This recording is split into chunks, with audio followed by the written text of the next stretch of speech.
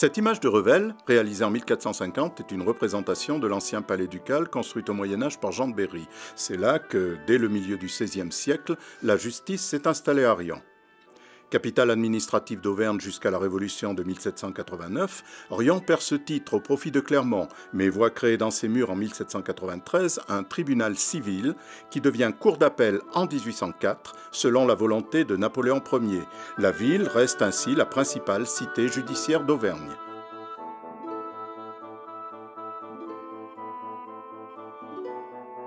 En 1824, on confie à l'architecte Guillaume de Georges les travaux de construction d'un nouveau bâtiment. Et en 1831, le palais ducal disparaît, ainsi que la tour Bonan, vestige défensif du château médiéval. Une salle d'audience est aménagée dans la Sainte-Chapelle. Aujourd'hui, le palais de justice comprend la cour d'appel composée de 4 corps de bâtiments entourant une cour carrée et l'aile nord-est qui servait à loger le tribunal de grande instance il y a encore quelques années. Cet ensemble intègre la Sainte-Chapelle, seul vestige de l'ancien palais ducal.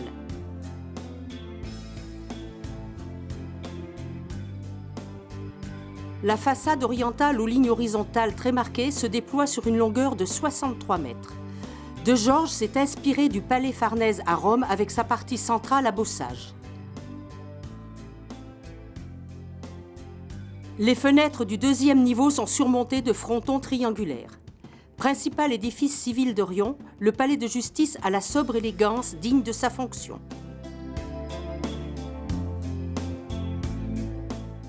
Un jardin, seul espace vert maintenant public et situé à l'intérieur du périmètre délimité par les anciens remparts, est agrémenté par un bassin central dans lequel se reflète la Sainte-Chapelle. La statue du chancelier Michel de l'Hôpital, symbole de tolérance et de justice, est l'œuvre datée de 1881 du sculpteur Eugène Solier. L'édifice religieux apparaît comme une adaptation très libre du gothique flamboyant qui règne à la fin du Moyen-Âge, avec ses larges et hautes fenêtres, qui lui donne son élan vertical et l'inonde de lumière. La cour intérieure du palais de justice, traitée à la façon d'un courtil à l'italienne, est dominée par le mur pignon de la Sainte-Chapelle. Dans la galerie sud, la peinture de Larivière réalisée en 1867 commémore la visite de Napoléon III et de l'impératrice Eugénie au palais de justice de Riom lors de leur voyage en Auvergne en 1862. Depuis cette époque, en raison de la rigueur du climat, les grandes arcades ont été vitrées. L'escalier d'honneur est unique par son ampleur dans l'architecture du XIXe siècle. Il permet d'accéder au nord sur la première chambre et au sud à l'intérieur de la Sainte-Chapelle. Incluse dans l'enceinte de la cour d'appel de Riom, elle est aujourd'hui la propriété du ministère de la Justice. La maquette tactile installée dans le chœur donne un aperçu du plan du palais de justice et notamment de la salle d'audience principale. Nous sommes ici dans une salle de la cour d'appel qui est la salle qui accueille les procès d'assises. Donc dans cette salle, tous les acteurs du procès vont venir se positionner et chacun a une place bien déterminée. Tout d'abord, le président de la cour qui va venir prendre place au milieu, ici, avec à ses côtés, de chaque côté, un magistrat professionnel, donc ils seront tous les trois au centre de cette estrade, et puis, de part et d'autre, les jurés qui vont également composer la cour d'assises et qui vont constituer le jury de la cour d'assises. De ce côté, nous allons trouver le greffier d'audience, qui est donc la personne qui va prendre note de tout le déroulé, de tout le déroulement, de tout ce qui va se passer pendant le procès d'assises. De l'autre côté, ici, à ce siège, directement en face du greffier, l'avocat général, qui est un magistrat du parquet, un magistrat du ministère public, et qui est donc le magistrat qui vient requérir, au nom de la loi, au nom du peuple français, une peine à l'encontre de l'accusé. Alors l'accusé, précisément, où se trouve-t-il? S'il est en détention provisoire au moment de son procès, il sera positionné dans ce box avec des agents de sécurité, des forces de sécurité qui l'encadreront, et son avocat sera situé immédiatement à côté de lui. Il se peut que l'accusé ne soit pas en détention provisoire et il se peut qu'il comparaisse libre, auquel cas il est assis aux côtés de son avocat. Alors en face du banc sur lequel se situe l'avocat de l'accusé, l'avocat de la défense, se situe le banc des parties civiles et donc des avocats des parties civiles, c'est-à-dire les victimes qui se constituent partie civile au dossier pour réclamer réparation du dommage subi. Donc ils sont en face. Et puis généralement, en tout cas dans cette salle, derrière les parties civiles, il y a les journalistes qui sont là et qui vont pouvoir, sauf huis clos, suivre l'intégralité du procès. Alors voici la barre de la cour. À cette barre vont venir défiler un certain nombre de personnes pour faire ce que l'on appelle une déposition devant la cour d'assises. Vont venir défiler notamment là où les victimes, les témoins, les enquêteurs, ainsi que les différents experts qui ont pu contribuer à l'enquête qui a été menée avant qu'on en arrive à ce procès. Dans ce meuble, cette grande boîte, sont déposées les pièces à conviction et les scellés relatifs à l'affaire qui est jugée.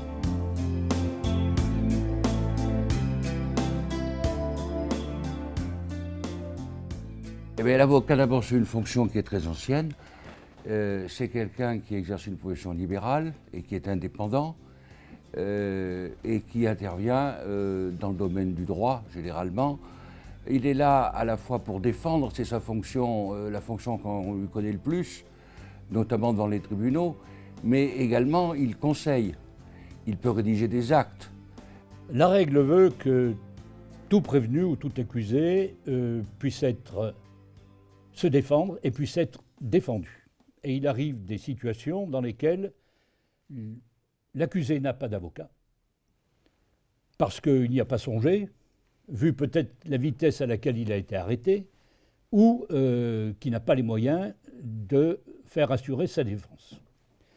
Il a donc été créé l'avocat au pénal, commis d'office, qui est pris sur une liste des confrères qui sont inscrits dans un barreau, et dès le premier moment où il va passer où il sera en garde à vue, dès ce moment-là, il aura l'assistance d'un avocat qui interviendra.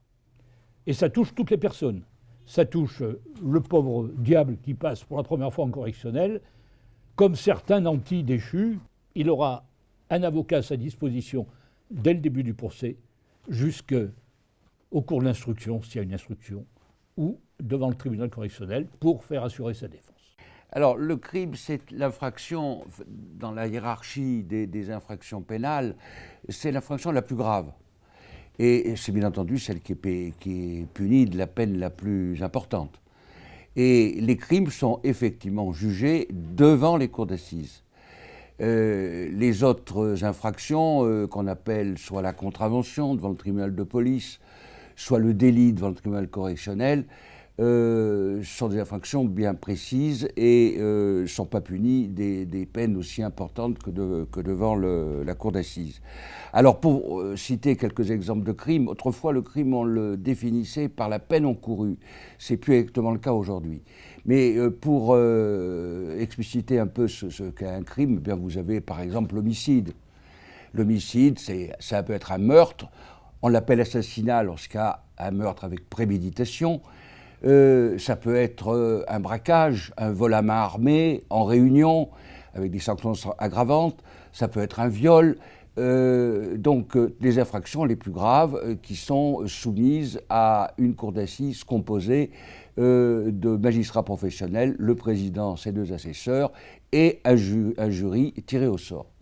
Les jurés vont composer ce qu'on appelle un jury de jugement qui va suivre les débats et prendre à la fin des débats, en cours délibéré, une décision avec le président de la cour d'assises et les deux assesseurs du président, qui étaient des magistrats professionnels. Tout le monde presque peut être juré. Il faut avoir 23 ans, être de nationalité française, n'avoir pas subi de condamnation, savoir lire et écrire le français, et ces jurés sont choisis sur les listes électorales par le maire. Une fois choisis, eh bien, à la cour d'assises, on va faire un tirage au sort de ces jurés pour savoir ceux qui vont participer à la session d'assises, faire partie du jury de jugement, et les jurés qui seront des jurés suppléants, qui seront là pour suppléer la carence de l'un ou l'autre des juges titulaires, le cas échéant. Chaque point sera voté. On votera d'abord sur la culpabilité, et après, ensuite, on votera sur le quantum de la peine. Alors, le quantum de la peine, bon, j'explique, c'est, eh bien, je vous octroie 15 ans de réclusion criminelle. Ça, c'est le quantum. Ou 10 ans, ou 20 ans de réclusion criminelle. Et ce qu'il ne faut pas perdre de vue, c'est que la décision qui est rendue par les jurés, et c'est là où le terme de juré prend toute sa signification, c'est que toutes les décisions sont rendues au nom du peuple français.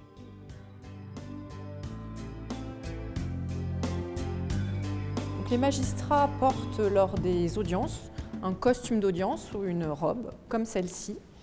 Elle est noire pour les magistrats des tribunaux de première instance, qui sont désormais appelés les tribunaux judiciaires, et elle est également portée par les magistrats de cour d'appel au cours de leurs audiences ordinaires. Mais en cour d'appel, les magistrats ont une robe qui est identique à celle-ci, mais qui est rouge, comme celle-ci. Donc c'est le même principe de costume d'audience.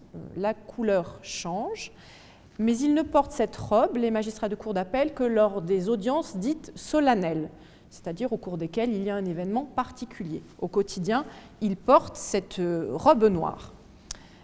Lors des audiences solennelles également, nous portons une ceinture qui est bleue lorsque nous portons la robe noire, et cette ceinture est noire lorsque nous portons la robe rouge. Nous portons également une toque, alors qui normalement se porte sur la tête, mais que nous ne mettons pas sur la tête, que nous portons à la main.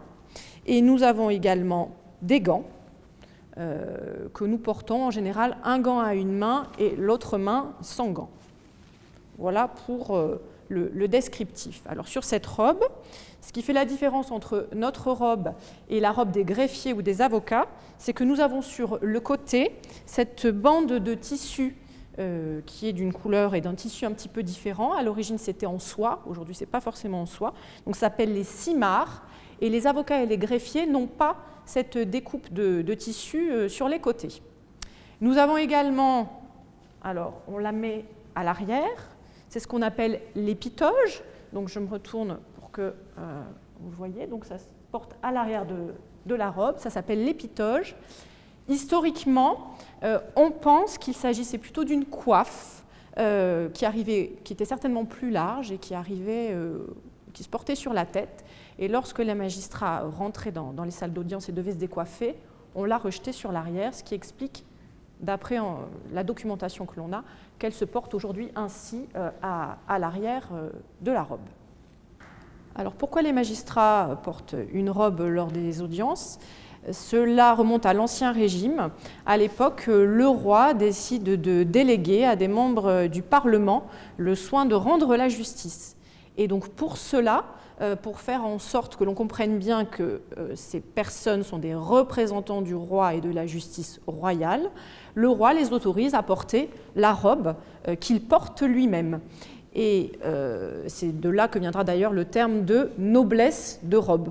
Donc il faut savoir qu'à l'époque, les magistrats portaient cette robe toute la journée, alors qu'aujourd'hui, on ne la porte que lorsque l'on est en audience. Mais à l'époque, je pense que même peut-être pour aller en ville, les magistrats devaient porter cette robe.